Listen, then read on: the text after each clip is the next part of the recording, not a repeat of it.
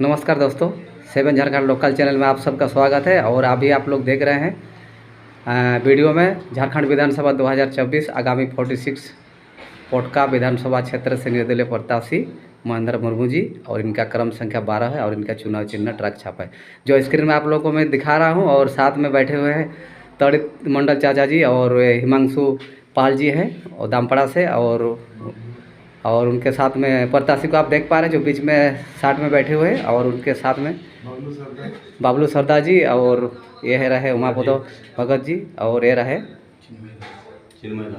चिन्मय दास जी, राधानाथ भगत जी, और बाकी सारे और भी बहुत सारे समर्थित लोग हैं। ये रहे रतन भगत जी, नीप भगत, बासु सरदार, और ये रहे बासु सरदार, और भी बहुत सारे समर्थित बाहर बैठे हुए हैं, और कैमरा में सबको दिखा रहा हूँ। तो चलिए हम लोग शुरू करते हैं प्रोग्राम को।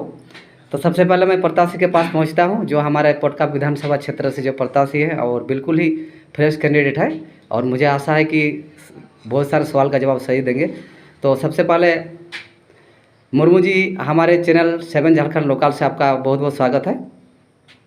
आप जो है चुनाव में उतरे हैं, इतना बड़ा विधानसभा क्षेत्र में इतने सारे प्रत्याशी के बीच में भीड़ में आप जो चुनाव में उतरे हैं, आपका क्या मकसद है, किस मकसद से आप चुनाव में उतरे हैं?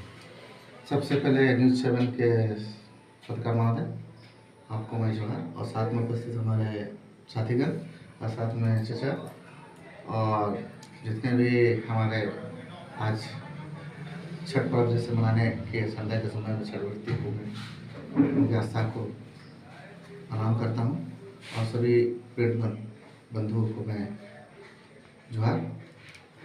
आपने सही पूछा, जो अभी चुनाव जो आ रहा है 2024 झारखंड विधानसभा, एक नया पैगाम और नया आयाम को तय करेगी जी, क्योंकि काफ़ी समय अरसा हो गया हमने देखा झारखंड की स्थिति दो ही जगह टिकी है।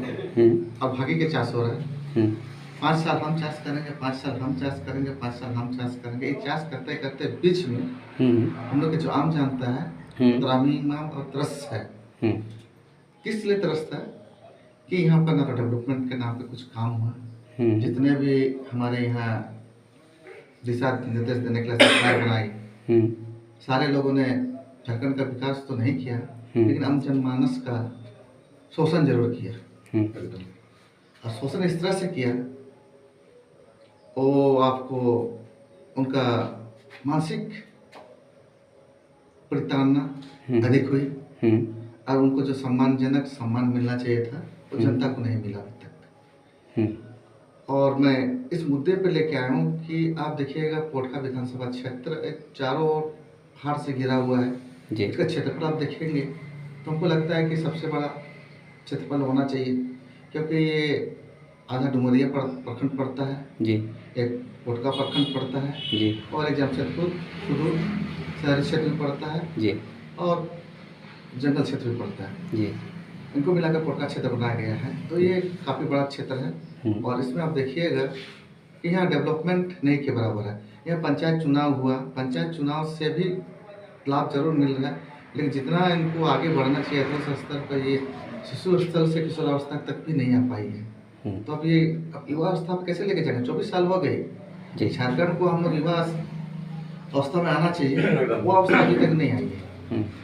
और यहाँ के लोग क्यों पलायन कर रहे हैं?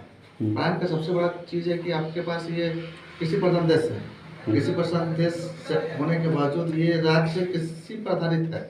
यहाँ पर ना तो आप देखिएगा कितना जगह यहाँ पर आपको फैक्ट्रीज है कि कंपनी है कि यहाँ जाकर आप अपना जॉब ढूंढेंगे।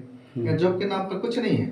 चास कीजिए और रहिए, या फिर चास नहीं कर जाते हैं तो आप ठेकेदारी के लिए जमशेदपुर आइए, बस ये है। और इसके चलते क्या हो जाता है कि ठेकेदार यहाँ तो एक ऐसा समस्या है कि एक काम करने वाला व्यक्ति अपना बच्चा को तो सुबह देखता होगा, तो जब शाम को जब ड्यूटी करके आता होगा तो बच्चे को कल सोता हुआ ही देखता है, सोता हुआ छोड़ता है, सोता हुआ जागता है, तो कब अपना पिताजी का चेहरा देखेगा? और कभी कभी तो ऐसा होता है परिवार की महिलाएं घर पर रह जाती है, पुरुष काम के लिए चल जाते हैं कभी दूसरे राज्यों में, तो यहाँ तो पलायन को आप तो रोक नहीं रहे हैं जी। कोई स्वरोजगार की व्यवस्था नहीं कर दे रहा है, कोई यूनिट व्यवस्था नहीं कर दे रहा है, ना ही आप सिंचाई की व्यवस्था कर रहे हैं जिससे के कारण आप उनका स्वावलंबी बनाएं। यदि आप जी। उनको स्वावलंबी बनाइएगा तो निश्चित तौर पर आपको डेवलपमेंट का आयाम आप तय कीजिएगा। या आयाम रूपरेखा ही तय नहीं है तो आप क्या विश्वास करेंगे जनता के बीच में। जी। इसलिए मैं सारी जनता से यही अपील करता हूँ कि आपके सामने आप अपना विवेक विवेचना को रखें और सोचिए, और उसी आधार पर आप उस प्रत्याशी को उस जगह भेजिए जहाँ आपकी बात को पहुँचाना जरूरी हो और आपको बात को पहुँचाए। मैं निर्दलीय प्रत्याशी महेंद्र मुर्मू आपसे ये जरूर बात कहूँगा कि अगर झारखंड के अंदर में यदि पोटका क्षेत्र का विकास करना है, सबसे प्रथम आपको आगे आना होगा जी। और आप आगे आइएगा, जनता आगे आएगा, तभी इसका भूगोल और इतिहास बदलेगा। तो मुर्मू जी, मेरा दूसरा सवाल, आपने तो काफ़ी सारे चीज़ों पर फोकस किए हैं। आप अगर विधानसभा पहुंचते हैं तो आपका सबसे पहला प्राथमिकता क्या होगा? देखिए, जन जन की जनता की जो सेवा करने की मुझे जो जुनून है जी। अब मैं जनता की आवाज़ के साथ उनकी सेवा करूँगा। आपके पोटका क्षेत्र में वर्तमान ज्वलंत मुद्दा किस चीज़ को आप किस रूप में देखते हैं? इतने साल यहाँ पर शासन चलाने के बाद भी मैं भी रिपोर्टर कई जगह घूम चुका हूँ, देख रहा हूँ इतने सारे जगह में विकसित अविकसित पड़ा हुआ है, विकास तो है ही नहीं। मैक्सिमम मेरे हिसाब से 40-45% तो आपका जंगल क्षेत्र पड़ता है। पोटका क्षेत्र जो है, शहरी क्षेत्र 15% 10% मान के चला जाए।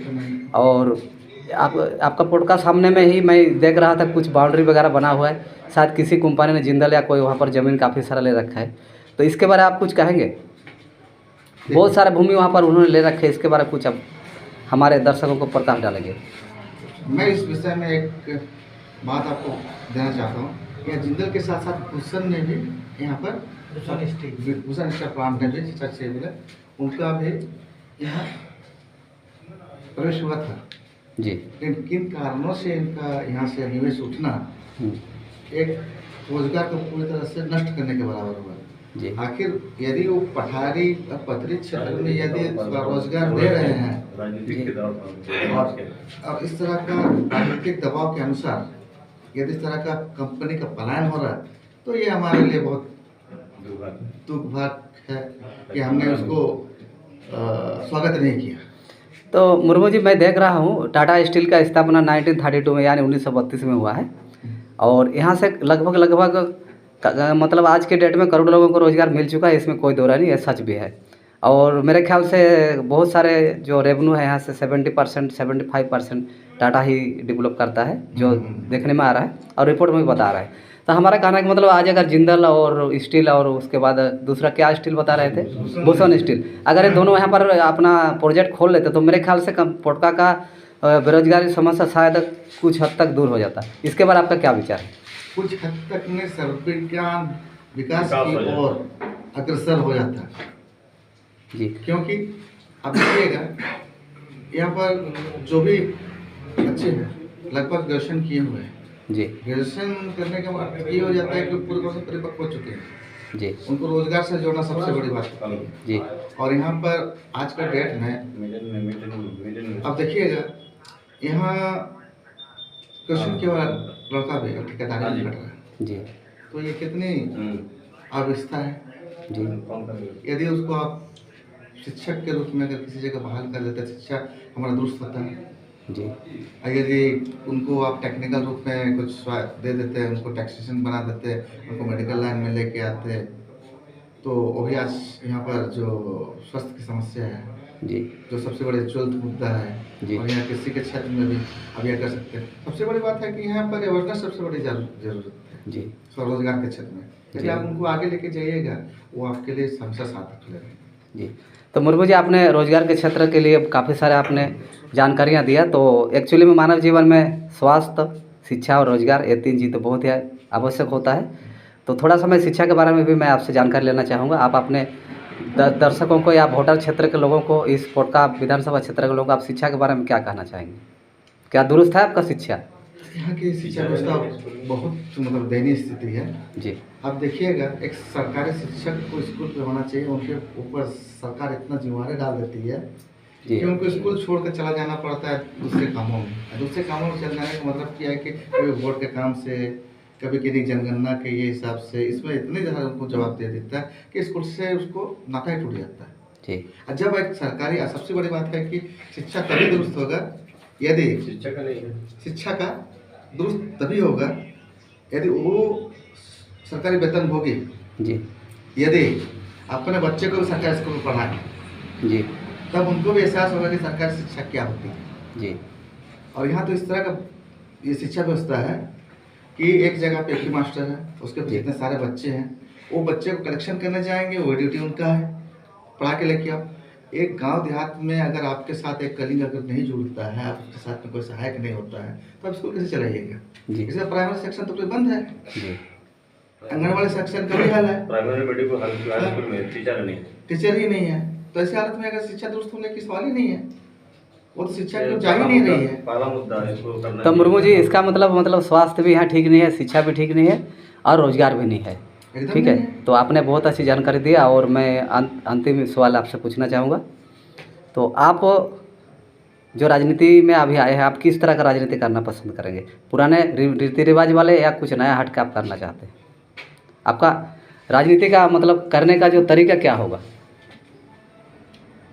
देखिए, आम जनता की जो समस्या है उसको मैं उजागर होकर जो आएगी जी, उसको पहल दूंगा मैं परिपक्वता जी। उसके बाद इस क्षेत्र को जो आयाम एक बना हुआ पिछड़ा क्षेत्र में है, ये कुछ आपको अलग मिलेगा और नया रूपरेखा के तक में पोर्ट आपको नजर आएगा। यानी बदलाव के साथ मैं ये मतलब कि राजनीतिक क्षेत्र पे आया हूँ जी। और मैं युवा होने के नाते ये आपसे जरूर कहूँगा कि हमारी सोच और भावना जी नए सिरे से और पूरे जोश के साथ है। हम जितने भी बुजुर्ग के साथ आशीर्वाद से जो भी उनका निर्देश होगा उनको आगे हम लाने का प्रयास करेंगे जी। बहुत बहुत धन्यवाद हमारा चैनल में आने के लिए और आपके सभी समर्थितों को भी धन्यवाद। और चलिए दर्शकों, अभी मुर्मू जी का इंटरव्यू यही ख़त्म होता है और हमारा चैनल को आप लोग देखने के लिए सभी को धन्यवाद। जोहार, जय भारत।